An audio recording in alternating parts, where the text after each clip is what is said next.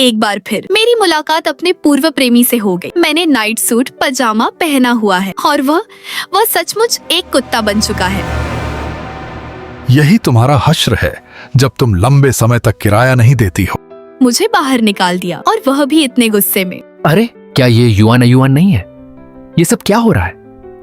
इससे पहले मैंने तुम्हारा सोशल मीडिया अकाउंट देखा था। मुझसे ब्रेकअप करने के बाद तो तुम सीधे अमीर और खूबसूरत वाइफू में बन गई थी ना, लेकिन इस वक्त देखकर तो ऐसा बिल्कुल नहीं लग रहा है। तुम हद से ज्यादा आगे बढ़ रहे हो। क्या तुम मुझे नहीं पहचानते? मैं ये फोटो यूनिवर्सिटी के ग्रुप चैट में भेजने जा रहा हूँ। सबको तुम्हारी मौजूदा हालत के बारे में बताता हूँ। जब हम कॉलेज में थे तब भी मैंने कहा था कि तुम्हारी जिंदगी का कोई प्लान नहीं है। तुमने मेरी बात नहीं मानी। अब मकान मालिक ने तुम्हें बाहर निकाल दिया ना। क्या तुम्हारा दिमाग खराब है? मैंने 800 बार कहा है मेरी गर्लफ्रेंड बनकर रहो। चौथे साल ग्रेजुएशन ईयर में जो हमारा ब्रेकअप हुआ था वह तुम्हारी ही नौटंकी की वजह से हुआ था। हानकांग, मुझे तुमसे नफरत है। इतनी तेज हवा क्यों चल रही है?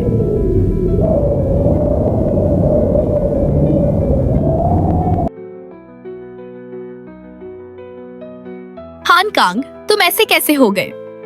मुझे क्या हुआ है? तुम्हारा क्या मतलब है? तुम तो एक कुत्ते बन गए। मैं तुम्हें एक जगह ले चलती हूँ, ठीक है? डॉक्टर, मुझे इस कुत्ते की नसबंदी करवाना है। डॉक्टर, जल्दी से काम शुरू कीजिए। थोड़ा सा भी मत छोड़ना। मुझे एनेस्थीसिया तैयार करनी हो। मैं नर्स को बुलाता हूँ ताकि वह इसे पकड़ने में आपकी मदद करे। नहीं, जरूरत नहीं है, मैं खुद ही कर लूंगी। अच्छा, हम बस अभी वापस आते हैं। तो कैसा लग रहा है? अपनी किस्मत के फैसले को स्वीकार कर लो। बस एक कट चीरे की तो बात है, थोड़ा बर्दाश्त कर लो। तुम आखिर क्यों जिद पर अड़ी हो कि मुझे नपुंसक करवा के ही मानोगे? जब तुम इंसान थे तब तुम्हें धोखा देने की आदत थी। अब जब तुम कुत्ते बन गए हो तब भी तुम ऐसा ही करोगे। इसीलिए मैं इस बीमारी को जड़ से खत्म करना चाहती हूँ। यह दूसरी फीमेल डॉग्स के प्रति मेरी जिम्मेदारी है। अगर तुमने मेरा वह हिस्सा कटवा दिया और मान लो कल को मैं वापस इंसान बन गया, तब मेरा क्या होगा? मेरा इससे क्या लेना देना?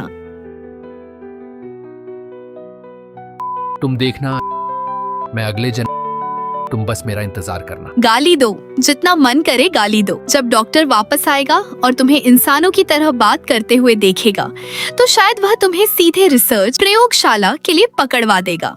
मुझे छोड़ दो तो मैं तुम्हें कीमती चीजें दूंगा। सोना, कीमती रत्न, कार, तुम्हें जो चाहिए मैं दूंगा। मेरे पास एक मीडिया कंपनी है। मैं तुम्हें प्रमोट करके एक टॉप लेवल की इन्फ्लुएंसर बना सकता हूँ।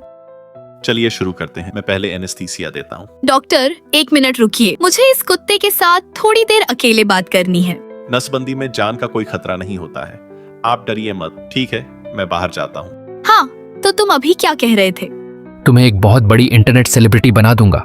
सोना, चांदी, गहने जो चाहिए खुद चुन लेना। बस तुम मुझे मेरे घर पहुंचा दो। तुम्हें जो चाहिए वही मिलेगा। और हाँ, तुम्हें घर से निकाल दिया गया है ना? इस वक्त तुम्हारे पास रहने की कोई जगह नहीं हो। मेरा घर 5000 स्क्वायर मीटर का है, पूरे 5000 स्क्वायर मीटर। Good boy.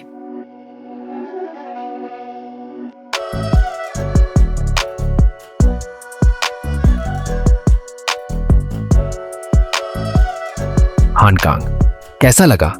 तुम्हें कभी इतने आलीशान घर में रहने का मौका नहीं मिलता। खूबसूरत युवान युवान का यहाँ स्वागत है। हमारे घर की रौनक बढ़ गई।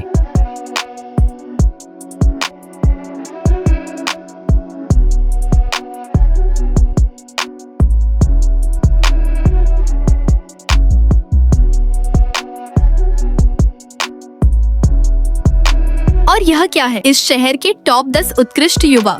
हानकांग, अरे ये तो जिक्र करने लायक भी नहीं है। इंटरनेशनल सेलिंग एलीट चैलेंज नाव रेस। हानकांग ने 13वें कप में चैंपियनशिप जीती। यह तो सेलिंग कंपटीशन का चैंपियन मेडल है। और यह मेडल हानकांग, ये तब का है जब मेरा अचानक पहाड़ों को फतह करने का मन। अब जब तुम खुद एक गोल्डन रिट्रीवर बन चुके हो तो ज्यादा हवा में मत उड़ो।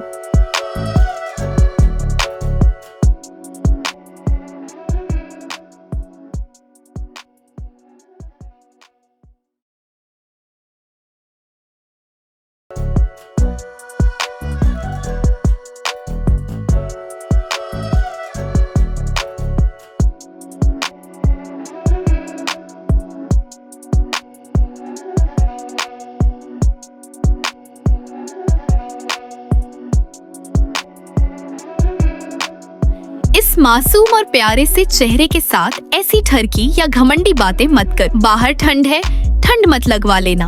चलो वापस अंदर चलो। मेरे सामने अपना यह रूड बॉस, डोमिनेटिंग सीईओ वाला रवैया कम दिखाओ। अगर मेरे जैसा कोई न हो तो तुम एक सम्मानजनक जिंदगी भी नहीं जी सकते। हान कांग, कियाओ युआन, तुम हद पार कर रही हो। ये मेरा घर है जिसमें तुम रह रही हो। अब से ये मेरा बेडरूम होगा। मैं अपनी मर्जी से नहीं आई, तुम मुझे फुसलाकर यहाँ लाए हो। अगर मैं चली गई तो हम सीधे डॉक्टर से ओवरटाइम करवाएंगे।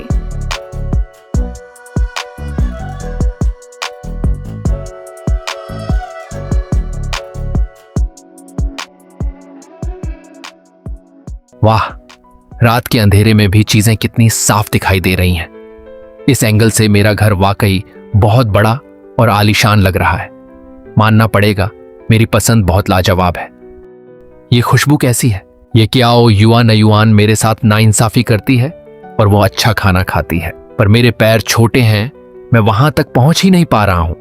ये औरत खुद तो पेट भरकर सो गई, लेकिन इसने न तो मुझे खाना दिया न मुझे नहलाया, और ऊपर से मेरे बेडरूम पर भी कब्जा कर लिया। कियाओ युआन, तुमने मेरे आत्मसम्मान की सीमा पार कर दी है। अब कोई रहम नहीं।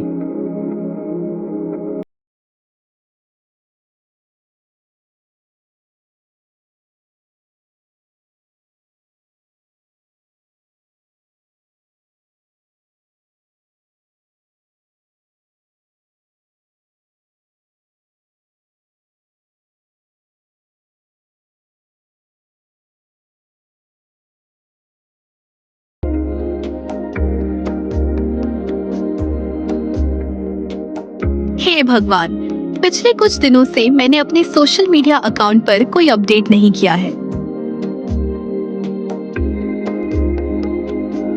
मैं अपना फोन लाना ही भूल गई थी। कियाओ युआन, तुमने ये जानबूझकर किया ना?